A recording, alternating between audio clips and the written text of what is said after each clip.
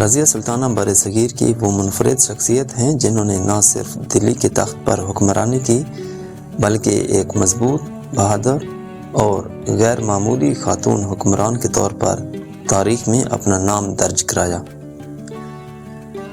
رضیہ 1205 میں خاندان غلامہ کے بادشاہ شمس الدین التمش کے گھر پیدا ہوئیں۔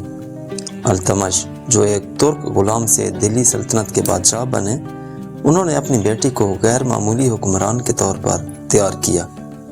رضیہ نہ صرف خوبصورت تھیں بلکہ علم، جنگی مہارت اور قائدانہ صلاحیتوں سے بھی بھرپور تھیں۔ رضیہ نے اپنی ابتدائی زندگی میں ہی والد کی خاص توجہ حاصل کی، کیونکہ الشمس کو جلد ہی اندازہ ہو گیا کہ ان کے بیٹے تخت کے اہل نہیں ہیں۔ رضیہ نے گھڑ سواری، تیر اندازی اور نیزہ بازی کی تربیت حاصل کی اور علمی میدان میں بھی اعلیٰ تعلیم پائی۔ نوعمری میں پردہ کرنے کے باوجود ان کی دلیری اور عقل نے ایک مضبوط قیادت کے طور پر تیار کیا۔ جب 1236 میں التمش کا انتقال ہوا تو رضیہ کو وصیت کے مطابق تخت نشین ہونا تھا، لیکن ان کے بھائی رکن الدین نے اقتدار پر قبضہ کر لیا۔ رضیہ نے اپنی غیر معمولی صلاحیتوں اور عوام کی حمایت سے رکن الدین کو شکست دے کر دلی کے تخت پر قبضہ کیا۔ تخت سنبھالنے کے بعد انہوں نے مردانہ لباس پہننا شروع کیا اور ہر میدان میں مرد حکمرانوں کے برابر صلاحیتوں کا مظاہرہ کیا۔ رضیہ کو مرد حکمرانوں اور امراء کی مخالفت کا سامنا کرنا پڑا، جو ایک عورت کو حکمران ماننے کے لیے بالکل تیار نہیں تھے۔ بٹھنڈا کے گورنر ملک التونیا نے دیگر باغی سرداروں کے ساتھ مل کر ان کے خلاف بغاوت کی۔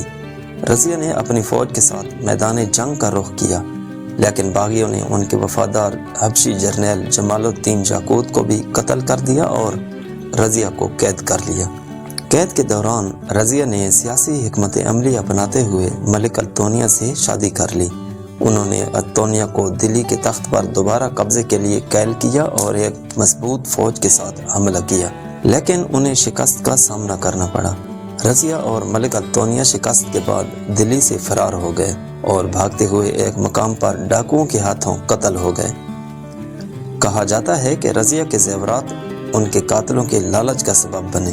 ان کی لاش دلی لائی گئی اور ترکمانی دروازے کے قریب دفن کی گئی۔